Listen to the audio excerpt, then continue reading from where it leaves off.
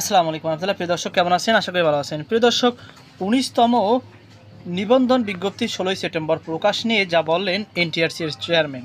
চলুন বিস্তারিত তথ্য জেনে নিই।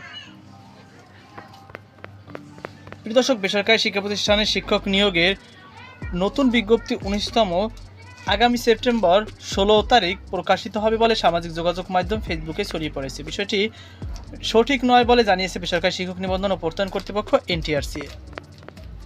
সোমবার ৮ই সেপ্টেম্বর বিকেলে এনটিআরসির chairman Aminul Islam the daily ক্যাম্পাসকে বলেন, ১৯তম নিবন্ধন কিংবা শিক্ষক নিয়োগ বিজ্ঞপ্তিটি কবে প্রকাশিত হবে সেটি এখনও চূড়ান্ত হয়নি। বিষয়টি নিয়ে কোনো আলোচনাই হয়নি। বিষয়টি সম্পূর্ণ ভুয়া। এদিকে এনটিআরসির মাধ্যমে বেসরকারি শিক্ষা প্রতিষ্ঠানে প্রবেশ পর্যায়ে শিক্ষক নিয়োগের ক্ষেত্রে লিখিত পরীক্ষা বাদ দেওয়ার প্রস্তাব করা হয়েছে। কেবলমাত্র প্রিলিমিনারি ও ভাইভা মাধ্যমে প্রার্থী বাছাইয়ের প্রক্রিয়া সম্পন্ন করা হয়েছে।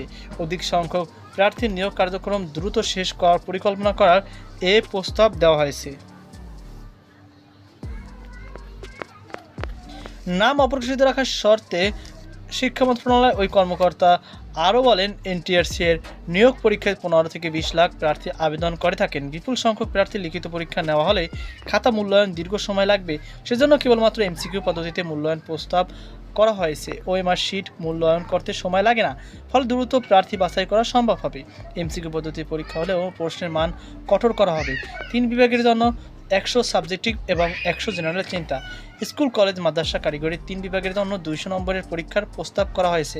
যদিও স্কুল, কলেজ এবং কারিগরিতে ১০০ নম্বর সাবজেক্টিভ এবং ১০০ নম্বর জেনারেল এবং মাদ্রাসার জন্য ১৪০ নম্বর সাবজেক্টিভ এবং ৬০ নম্বর জেনারেল করার প্রস্তাব করা হয়েছে। তবে এজন্য বিভাজন করলে বৈষম্য তৈরি হতে পারে বলে মনে করছেন শিক্ষা মন্ত্রণালয়। এজন্য ৩ বিভাগের জন্য নম্বর প্যাটার্ন একই রকম রাখার চিন্তা করা হচ্ছে। এ বিষয়ে শিক্ষা মন্ত্রণালয়ের এক কর্মকর্তা দ্য ডেইলি ক্যাম্পাসকে বলেন, পরীক্ষার পদ্ধতি নিয়ে আলোচনা অনেক ধরনের প্রস্তাব করছেন। স্কুল, কলেজ এবং কারিগরির জন্য একরকম, আবার মাদ্রাসার জন্য আরেক রকম। ৩ বিভাগের জন্য পৃথক পদ্ধতি করা হলে এক প্রকার বৈষম্য করা হবে। সেজন্য আমরা ৩ বিভাগের জন্য একই রকম পরীক্ষার পদ্ধতি নিয়ে ভাবছি। সামনে এনটিআরসির বোর্ড সভায় বিষয়টি নিয়ে আলোচনা করা হবে। এনটিআরসির বোর্ড সভায় বিষয়টি নিয়ে আলোচনা করা হবে। পরবর্তীতে মন্ত্রণালয়ের সভায় এটি চূড়ান্ত করা হবে।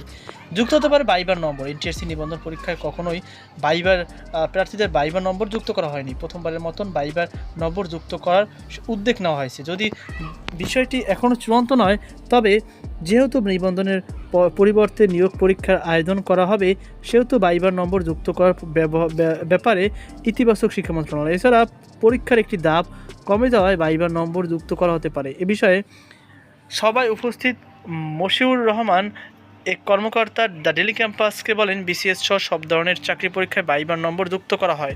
আমরাও এনটিআরসির নিয়োগ পরীক্ষায় ভাইবার নম্বর যুক্ত করার মতামত দিয়েছি। ভাইবার নম্বর যুক্ত না হলে প্রার্থীদের প্রকৃত মেধা যাচাই করা সম্ভব হবে না।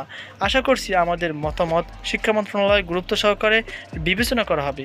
তো প্রিয় দর্শক, এই ছিল আমার সর্বশেষ আপডেট। সকল আল্লাহ হাফেজ।